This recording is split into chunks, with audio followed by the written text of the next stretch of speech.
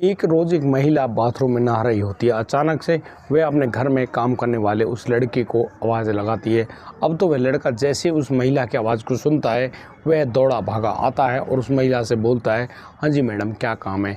अब तो वह महिला उस लड़के को उस बाथरूम में बुलाती है और उससे कहती है कि उसकी जो कमर है, उस कमर से मैल को हटा दो, यानी कि उसका हाथ कमर पर नहीं जा रहा है। और दोस्तों, जैसे वह जो नौकर है वह उस महिला की कमर को यानी कि मीने लगता है, उस पर हाथ फिराने लगता है।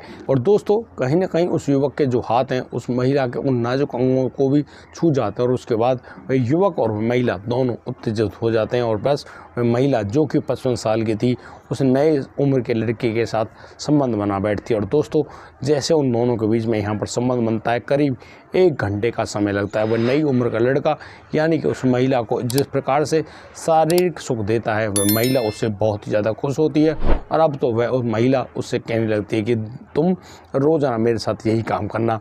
और दोस्तों, उसके बाद वह महिला जैसे उस बाथरूम से बाहर आती है, बाहर आने के बाद वह अपने उस अलमारी से 10,000 रुपये की गड्डी लेकर अपने नौकर के हाथ में थमा देती है। और जैसे ही नौकर इन पैसों को पाता है, वह तो यानी कि उसका दिमाग दिन क्या क्या सोचने लगता है।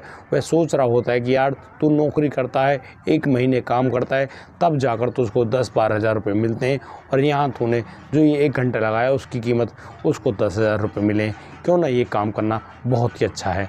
अब तो जिस प्रकार से वह सोच रहा है और उस जो पैसे हैं उनको अपने माता पिता के पास भेजता है, तो उसके माता पिता भी बहुत ज़्यादा खुश होते और कहते हैं कि बेटा, तेरी नौकरी काफ़ी अच्छी है, पूरा मन लगाकर अपना काम करना। दोस्तों, किस प्रकार से वह नौकर अपनी भूमिका को निभाता है, किस प्रकार से वह अपनी मालकिन के साथ खुश रहता है और अपनी मालकिन को खुश करता है, और कैसे वह पैसे कमाता है, पूरी कहानी आज हम आपको बताएंगे। दोस्तों, आपसे विनती है, इस कहानी को अंत तक जरूर देखिए और आपको ये कहानी बहुत अच्छी शिक्षा भी देने वाली है। नमस्कार, आदाब, सत श्री अकाल दोस्तों, स्वागत है आपका हमारे YouTube चैनल किस्से क्राइम के। और दोस्तों, आपसे वही प्यार भरी गुजारिश, आगे बढ़ने से पहले हमारे चैनल को सब्सक्राइब करना, नोटिफिकेशन की बेल को दबाना बिल्कुल ना भूलें। और दोस्तों, हमें फेसबुक पर फॉलो अवश्य कर लें। और दोस्तों, आज का बेहद ही हैरान करने वाला मामला सामने आया है कोयम्बटूर से। दोस्तों, दक्षिण भारत में कोयम्बटूर एक बहुत ही प्रसिद्ध जगह है। यहाँ पर रहने वाली जो महिला, जिसका नाम दया वेंकट रमन है, दोस्तों यह दया बहुत ही सुंदर महिला है। दरअसल इसकी उम्र तो 55 साल है, लेकिन यह चेहरे से, इसके शरीर के भाव से कहीं से भी नहीं लगती कि इसकी उम्र 55 साल रही होगी। दरअसल उसके जो पति है उनकी मौत करीब 10 साल पहले हो गई थी एक एक्सीडेंट के कारण, और तब से महिला अकेले ही वो इस कोयम्बटूर में जो उसका बना हुआ बंगला है उस बंगला में रहती है।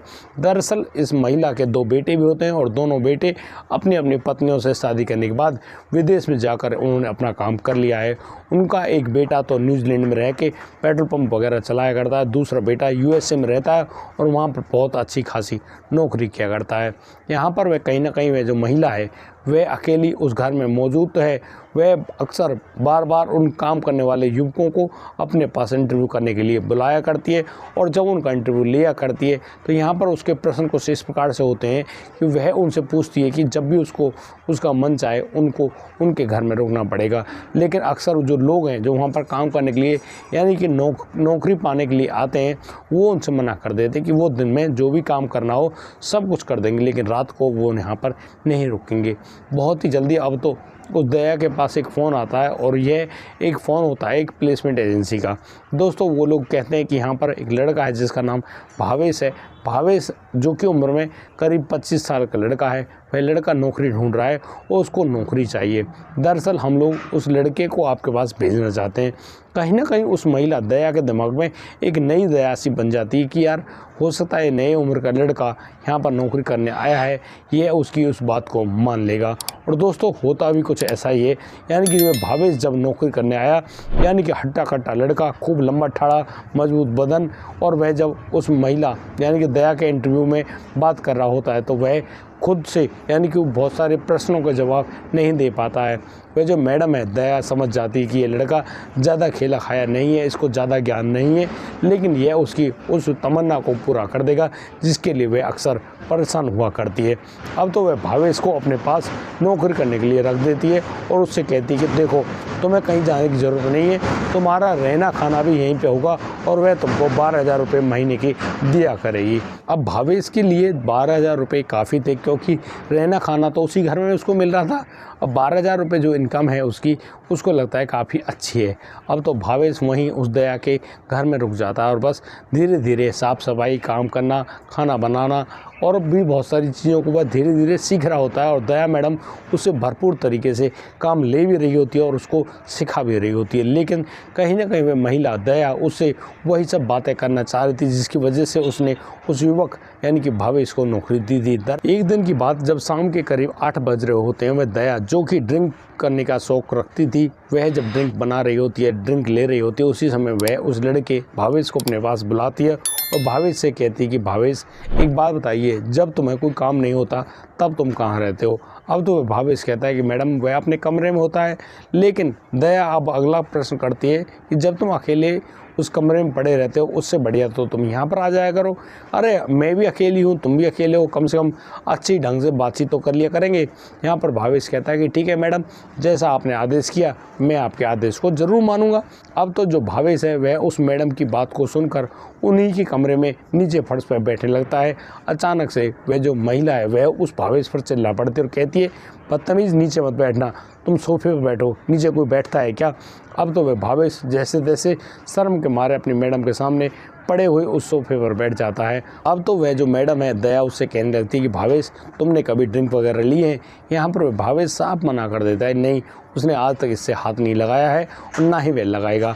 लेकिन कहीं ना कहीं वह जो मैडम है वह ड्रिंक लेती रहती है और उस लड़के भावेश को बड़े ही गहरी निगाहों से उसको घूरती रहती है। वह भावेश करीब 2 घंटे वहीं सोफे पर बैठा रहा और वह मैडम इसी प्रकार से अपने ड्रिंक्स लेती रही। यहाँ पर वह भावेश कुछ भी नहीं कहता है अपनी मैडम से और वह मैडम भी ज़्यादा कुछ नहीं कह पाते उस लड़के भावेश से। अब तो अगले दिन जैसे वह मैडम अपने घर में घूम रही होती है, वह देखती है कि वह लड़का जो भावेश है वह बाथरूम में से नहाकर बाहर निकल रहा है। दरअसल भावेश ने अब यहाँ पर तौलिया ही लपेट रखी है। वह मैडम देखती है कि वाकई में भावेश का शरीर काफ़ी गठीला है और काफ़ी सुंदर दिखाई पड़ता है। कहीं ना कहीं उस दया के शरीर में कुछ ऐसी भावनाएं उत्तेजित हो जाती हैं। वह फटाक से उस बाथरूम में घुसती है और उस लड़के भावेश को आवाज़ लगाती है। भावेश अपनी मैडम की आवाज़ को सुनकर सीधा भागा भागा जाता है उस बाथरूम के पास और उससे कहता है कि मैडम बताइए क्या है। अब वह मैडम कहती है कि तुम जल्दी से अंदर आओ। यहाँ पर अब वह भावेश कहता है मैडम वो अंदर कैसे आएगा? तो यहाँ पर वह मैडम साहब कहती है कि तुम्हें सुनाई नहीं दे रहा उसने क्या कहा है? अब तो वह जो मैडम है वह उस दरवाजे को खोलती है और उस लड़के भावेश को अपने बाथरूम के अंदर बुला लेती है। वह भावेश से कहती है कि देखो उसकी कमर पर शायद कुछ ज़्यादा मैल चढ़ गया है, उसका हाथ उसकी कमर पर नहीं जा रहा है, तुम आओ और उसकी कमर को मलना शुरू कर दो। दोस्तों ये जो मैडम है यानी कि दया यहाँ पर निर्वस्त्र अवस्था में मौजूद थी। उन्होंने सिर्फ छोटे से कपड़े पहन रखे और वह अपनी कमर पर हाथ पहुँचाते कहती है कि यहाँ पर मैल लगा हुआ है। दोस्तों जिस प्रकार से भावेश वहाँ पर अपनी मैडम की कमर से मैल को उतारने के लिए उसको रगड़ना शुरू करता है, कहीं ना कहीं उन दोनों शरीरों में बहुत सारी उत्तेजना बन जाती है। और उसी उत्तेजना से परेशान होते हुए अब तो वह जो दया है वह उस लड़के जिसने वो तौलिया लपेट रखी थी भावेश के उस तौलिया को खोल देती है और जैसे ही तौलिया हटती है वह देखती है कि जो भावेश है भावेश भी बहुत ज़्यादा उत्तेजित है। और तो वह जो महिला है वह खड़ी होती है और बस भावेश के यानी कि शरीर को चूमने लगती है। जिस प्रकार से भावेश के शरीर में भी उत्तेजना बनी पड़ी, अब तो उस बाथरूम में यहाँ बड़े ही ज़ोर शोर से संबंध बनने की तैयारी शुरू हो जाती है। लेकिन वह मैडम उससे मना करते कि नहीं, बाथरूम में नहीं करना है क्योंकि यहाँ पर वो फिसल सकते हैं। अब तो वह मैडम उस लड़के यानी कि उस भावेश को लेकर अपने बेडरूम में जाती है। बेडरूम के बेड पर लेटकर यानी कि उस भावेश के साथ संबंध बनाती है और बड़े ही ज़बरदस्त तरीके से करीब 1 घंटे तक वह जो लड़का है भावेश अपनी मैडम को खुश कर रहा होता है। दरअसल ये है उस भावेश का पहला समय था और पहले समय में उसको वाकई में काफ़ी ज़्यादा समय लगता। यहाँ वह जो दया है वह दर्द के मारे काफ़ी ज़्यादा शोर भी मचाती है, चीखती है, चिल्लाती है और कहती है कि उसको भावेश छोड़ दो। लेकिन भावेश तो एक अलग ही आवेश में आया हुआ था और वह अपनी मैडम को ज़बरदस्त तरीके से शारीरिक सुख प्रदान कर रहा होता है। लेकिन वह 1 घंटे बाद जैसे वहाँ से हटता है यानी कि वह तो ढीला हो चुका है, कहीं ना कहीं वह मैडम भी बहुत ही ज़्यादा जो आनंद का अनुभव करती है और कहती है कि वाकई में भावेश आज तुमने उसको भावनाओं में बहा दिया। दोस्तों कहीं ना कहीं वह उस भावेश को चूमने लगती है, लेकिन जैसे ही उस दया ने पहली बार उस सुख का आनंद लिया, अब तो उसके शरीर को कुछ ऐसी लत सी लग जाती है।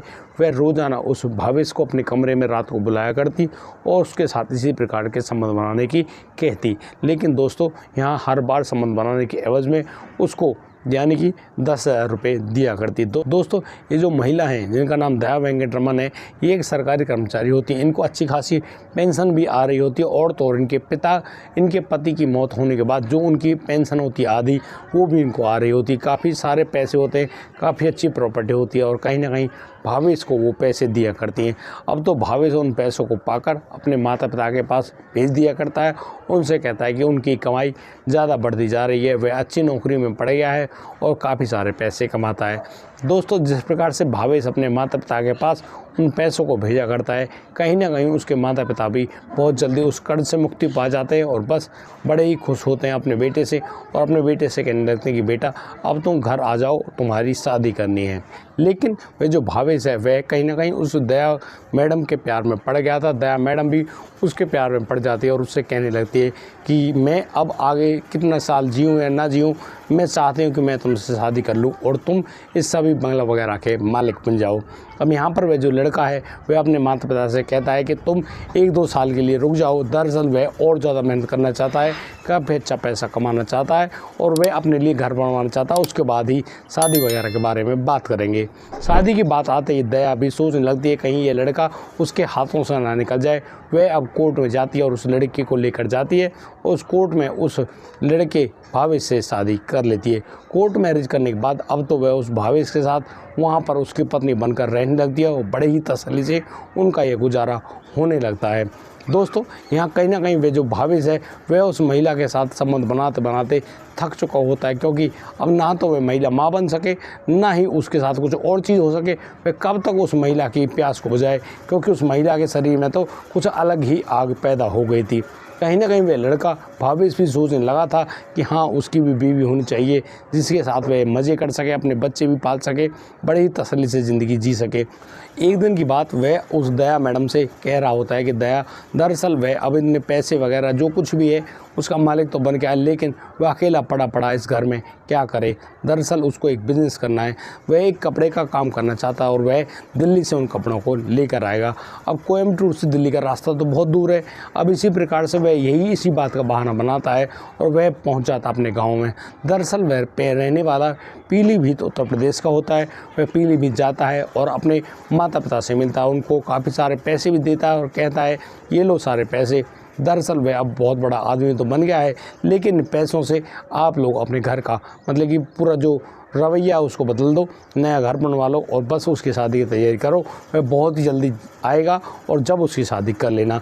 यहाँ पर उसके माता पिता उस लड़के यानी कि भावेश के लिए एक सुंदर सी लड़की को देख कर रखते हैं और बस फ़ोन पर तो उनकी बातचीत हो जाया करती है। लेकिन वह भावेश जब भी अपने माता पिता से बात करता है वह उस महिला यानी कि दया से बहुत दूर होता है। एक दिन की बात जब वह अपने माता पिता से बात कर रहा होता है और उसकी शादी की, वह दया उसकी बातों को सुन लेती है और दया उससे कहने लगती है कि देखो यदि वह जब तक ज़िंदा है वह तुम्हारी दूसरी शादी नहीं होने देगी और वह तुम्हारी पत्नी बनकर तो यहाँ पर मौजूद है। यहाँ पर वह दया कहती है कि देखो यहाँ पर पैसे की, खाने पीने की, रहने की किसी प्रकार की कोई दिक्कत तो नहीं। तुम एक राजा बने बैठे हो इस बंगलों में, बड़े ही ढंग से अपनी ज़िंदगी जीते हो, तुम्हें शादी करने की कोई ज़रूरत नहीं है। लेकिन अब जो भावेश है वह तो अपने पिता से कह चुका होता है। अब उसका पिता फ़ोन करता है कि बेटा सब कुछ तैयार है और तुम बस जल्दी आ जाओ। दरअसल भावेश अब अपनी मैडम यानी कि दया मैडम से कहता है कि उसको दिल्ली जाना है। दरअसल वह जो कपड़े का शोरूम खोलना चाहता है वहाँ पर उसकी कुछ ट्रेनिंग्स होनी है। दरअसल वह कपड़े के बारे में भी जान पहचान रखना चाहता है। उसको करीब 8-10 दिन का टाइम लगेगा दिल्ली में। वह पूरी जानकारी पाने के बाद ही उस शोरूम को ओपन करेगा। यहाँ पर दया मैडम उससे कह देती है ठीक है तुम जाओ दिल्ली। लेकिन वह जो लड़का भावेश है दिल्ली का कहकर आता है सीधा पीलीभीत अपने गाँव में, और यहाँ पर अब तो उस भावेश की उसकी जो होने वाली पत्नी है, वह जो लड़की है, उससे शादी करा दी जाती है और अपनी पत्नी को पाकर वह बहुत ही ज़्यादा खुश होता है। और जिस प्रकार से उसको नई पत्नी मिली है, उसके साथ संबंध बनाकर उसके शरीर में कुछ अलग ही प्रसन्नता होती है, क्योंकि दोनों बराबर हम उम्र होते हैं और हम उम्र और बहुत ज़्यादा उम्र के लोगों के साथ संबंध बनाने में यही फ़र्क होता है। और कहीं ना कहीं वह अपनी उस पत्नी को छोड़कर जाने के लिए राज़ी नहीं होता है, लेकिन वह अब कहने लगता है, क्योंकि उसके पास बार बार उस दया मैडम के फ़ोन आ रहे होते हैं। वह दया मैडम से ज़्यादा झूठ नहीं बोल पाता। वह कहता है कि मैडम, वह कल तक तुम्हारे पास पहुंच जाएगा। वह अब सीधा लखनऊ जाता है और वहां से लेता है एरोप्लेन से सीधे कोयम्बटूर पहुंच जाता है और बस अपनी मैडम दया मैडम के पास पहुंचता है, उसको खुश करता है। भावेश कहीं ना कहीं सोच रहा होता है कि उसकी जो नई पत्नी है अंजलि को वह इतने बड़े बंगलों में उसकी मालकिन बनाना चाहता है। अब तो उसके दिमाग में कुछ अलग ही फितूर बन गया था। वह एक दिन की बात, जब रात के समय जब वह दया मैडम अपनी ड्रिंक ले रही होती है, उसी समय अब तो वह जो लड़का है वह कहने लगता है कि मैडम, वह भी ड्रिंक करना चाहेगा। इस बात को सुनकर कहीं ना कहीं दया मैडम काफ़ी ज़्यादा हैरान होती है और कहने लगती है कि तुम ड्रिंक लोगे। फिर उसके बाद भावेश कहता है कि वह तुम्हारे साथ ज़बरदस्त तरीके से मज़े करेगा। इसी बात के लालच में वह जो मैडम है, उस लड़के भावेश को भी ड्रिंक बना कर देती है और दोनों यहाँ पर ड्रिंक ले रहे होते हैं। अब तो वह जो भावेश है, वह अपनी मैडम के लिए नए ड्रिंक बनाता है और अपनी मैडम यानी कि उस दया मैडम को पिला रहा होता है। कहीं ना कहीं वह भावेश अपनी उस मैडम को इतनी ज़्यादा शराब पिला देता है कि अब उस मैडम से हाथ पैर उठाना भी भारी पड़ जाता है। और दोस्तों, देखते देखते अब तो वह जो भावेश है, वह अपने तकिए का इस्तेमाल करता है और उस महिला यानी कि दया मैडम की जान ले लेता है। यानी कि जिस प्रकार से उसने उस महिला दया की जान ली है, अब यहाँ पर वह उसके बेटों के पास भी फ़ोन करता है और उन सबको बता देता है कि यहाँ पर वह तो एक नौकर की भांति रहता है, लेकिन उसकी जो मैडम जब वह सुबह आया चाय देने के लिए, तो उनकी जो मैडम है वहाँ पर मृत पाई गई। अब वो दो लड़के जो उसके बेटे थे, उनको तो बहुत सारे काम जो थे, अब वो लोग आते हैं भारत, अपनी माँ का अंतिम संस्कार कराने के बाद वहाँ से चले जाते हैं। वो फालतू किसी चीज़ पर गौर ही नहीं करते, क्योंकि वो भाई बड़े बाप की औलाद, उनका बहुत बड़ा बिजनेस है विदेशों में, वो उन पर ज़्यादा गौर नहीं करता है। और अब वो लोग तो चले गए विदेश। अब यहाँ पर रह जाता है अकेला वही लड़का भावेश उस घर में काम करने वाले अन्य नौकरों को भी कह देता है कि भैया तुम लोग भी जाइए। आखिर उसको भी अब वहाँ से जाना है, अपने गाँव चला जाएगा, अपनी ज़िंदगी जैसे तैसे जी लेगा। जब मालकिन ही नहीं रही तो वो यहाँ पर क्या करेगा। अब सभी नौकर वहाँ चले जाते हैं और करीब वह लड़का भी वहाँ से रवाना हो जाता है। और 6 महीने बाद जब वह अपनी पत्नी के साथ वहाँ पर आता है और बस उस बंगले में मालिक की तरह रहने लगता है और बंगला में बताता है कि देखो अंजलि, यहाँ पर रहना और ऐसे रहना जैसे कि तुम यहाँ की मालकिन हो। अब अंजलि बहुत सारे प्रश्न तो पूछना चाहती है, लेकिन वह भावेश से कहता है कि तुम यहाँ पर रहोगी तो सिर्फ एक ही शर्त पे, तुम यहाँ पर कोई भी ज़्यादा प्रश्न नहीं करोगी, तुम मज़े करना और तुम्हें यहाँ सब कुछ मिलेगा, यानी कि नौकर चाकर सब कुछ मिलेगा, तुम आराम से मज़े करो। और दोस्तों, कहीं ना कहीं वह भावेश भी सोच रहा होता है कि जिस जगह जिस बंगला में वह एक नौकर की हैसियत से आया था, आज उस बंगला में वह एक मालिक की हैसियत से मौजूद है। क्योंकि उसकी जो पत्नी थी, यानी कि पहले जो पत्नी थी जिनका नाम दया मैडम था, दया मैडम अब उस सारे बंगला वगैरह, सारे पैसे वगैरह जो कुछ भी था, उसको अपने पति यानी कि भावेश के नाम कर चुकी थी। लेकिन इस सारी सच्चाई को वह जो भावेश है अपनी नई पत्नी अंजलि से छुपाए रखता है, और जब तक छुपाए रखता है जब तक उसकी मौत नहीं हो जाती। यानी कि अभी वह उस बंगले का मालिक बन गया है और वह शायद इस सच्चाई को किसी को भी नहीं बताएगा। और दोस्तों, जिस प्रकार से भावेश उस यानी बंगले का मालिक बना, कहीं ना कहीं वह भगवान का बहुत ज़्यादा शुक्रिया अदा करता है और कहता है कि वाकई में भगवान ने उसकी सुन ली और उसकी ज़िंदगी बहुत ही अच्छी बना दी। अब तो वह अपने माता पिता को भी उस बंगलों में ले आता है और वहीं पर राजी खुशी होकर रहा करता है। और दोस्तों, इस पूरे घटनाक्रम को सुनाने का उद्देश्य किसी को परेशान करना नहीं है, किसी का दिल दुखाना नहीं है, लेकिन जिस प्रकार से घटनाक्रम हम लोगों के सामने आते हैं, कहीं ना कहीं ये एक आईना का रूप दिखाते हैं कि समाज में हर तरह की घटनाएं होती रहती हैं। यहाँ पर बहुत सारी ऐसी घटनाएं भी हैं जहाँ पर खून खराबा होता है, किसी की हत्या होती है, लेकिन कहीं ना कहीं ऐसे भी कांड सामने आते हैं जहाँ पर खून खराबा तो नहीं होता, लेकिन लोग अपनी बुद्धिमानी का इस्तेमाल करते हुए अपनी अपनी परेशानियों से निजात पा लेते हैं। दोस्तों, मैं आपसे एक बात कहना चाहता हूँ कि जब भी इस प्रकार की कोई भी कंडीशन बने तो अपने आप को सही अच्छे विवेक के अनुसार विचार करें, सोच समझें, उसके बाद ही आगे बढ़े। क्योंकि दोस्तों, ज़्यादा सोचना आपके लिए बेहतर नहीं है। हमें बहुत सारी स्थितियों को भी भगवान के आगे सौंप देना चाहिए और उनसे कहना चाहिए, प्रार्थना करनी चाहिए कि भगवान आपको जो अच्छा लगे वही सब हमारे साथ करना। और दोस्तों, आज के लिए सिर्फ इतना ही। अब दीजिए मुझे इजाज़त, मिलता हूँ कल, लाता हूँ एक और अनोखा मामला। तब तक के लिए आप बढ़िया रहें, बेहतर रहें। अपना और अपने परिवार का बखूबी ख्याल रखते रहे। जय हिंद, जय भारत।